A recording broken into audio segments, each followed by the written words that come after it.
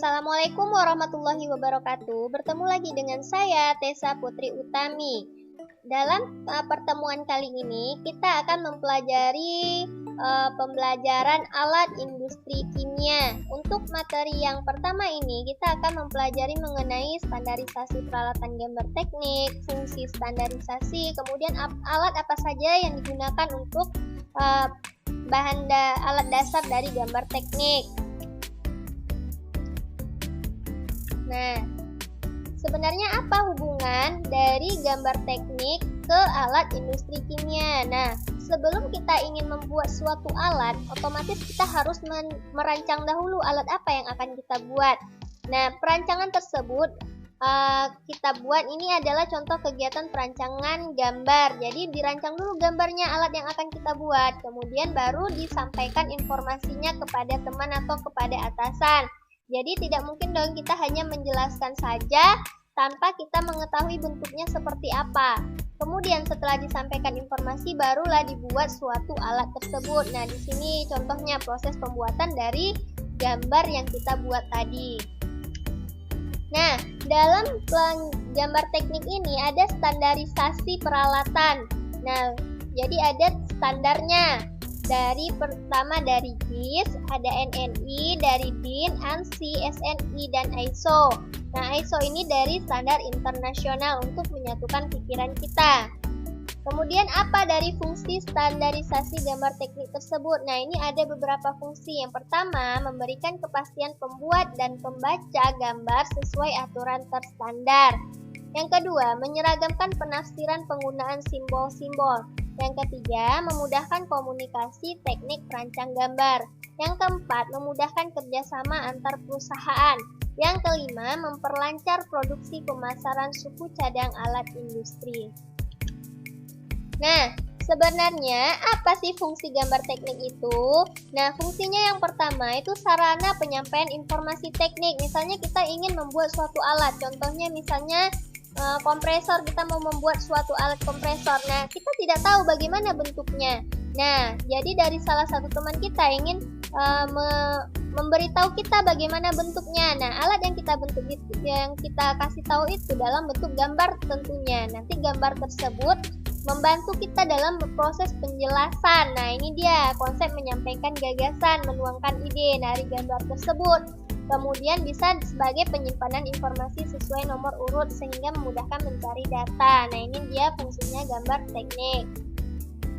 Kemudian dalam membuat gambar teknik ada perlengkapan yang harus kita siapkan, diantaranya buku gambar A3.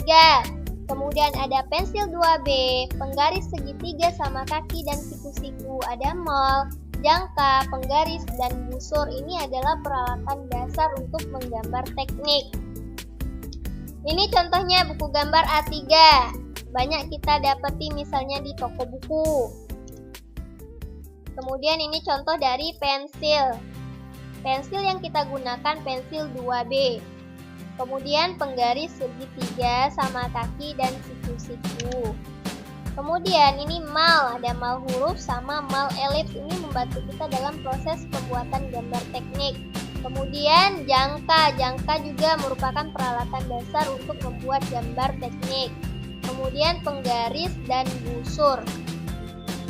Nah, dalam kertas gambar tadi ada ukuran dari A0, A1, A2, A3, A4, A5. Tadi yang pertama kita bilang ukuran buku gambar kita A3. Nah, berarti dia mempunyai ukuran panjang 420 kali lebar 297 dalam satuan milimeter. Nah, ini standar ukurannya. Jadi kalau kita mau menggambar, nanti ada ukuran sisi kiri dan kanannya. Nah, ini contohnya, ukuran A1 itu ukuran yang besar seperti ini. Nah, ukuran A2 itu kertas gambarnya setengah dari ukuran A1. Nah, untuk ukuran A3 itu setengah dari ukuran A2. Dan ukuran A4 itu setengah dari ukuran A3. Untuk ukuran A5 berarti setengah dari ukuran A4. Nah, itu kertas gambarnya, ukurannya. Nah, untuk menggambar, tadi kan kita sudah mempunyai standar, misalnya contohnya A3 tadi. A3 mempunyai panjang 420 dikali 297 dengan sisi kirinya 20. Jadi kalau kalian mau membuat gambar, dibuat pakai penggaris dulu, garis tepinya itu sebanyak 20 mili. Kemudian garis kanannya 10 mili. Ini contohnya, ini buku gambar kalian. Ini buku gambar sebesar ini, ukuran A3. Kalian buat garis tepi kirinya berapa tadi ukurannya. Misalnya garis tepinya tadi kalau ukuran A3 harus 20, berarti 20 mili jaraknya dari kertas yang awal ke garis tepi sini.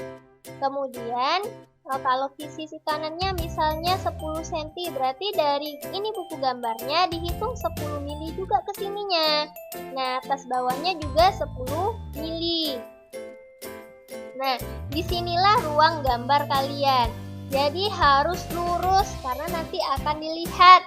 Kalau dia tidak lurus, nanti tidak akan bertemu gambar kalian tersebut. Nah, untuk peraturan pensil juga memiliki peraturan. Nah, dia mempunyai tingkat kekerasan. Contohnya ini standar kekerasan pensil. Coba kalian lihat pensil kalian, ada pasti tertulis ada golongan 4H, 5H, atau 2H, golongan 2B.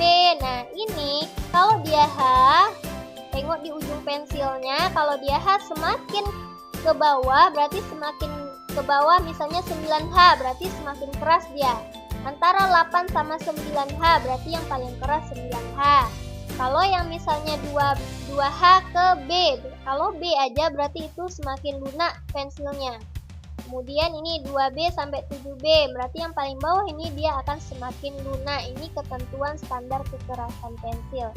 Oke, sekian materi kita hari ini. Assalamualaikum warahmatullahi wabarakatuh.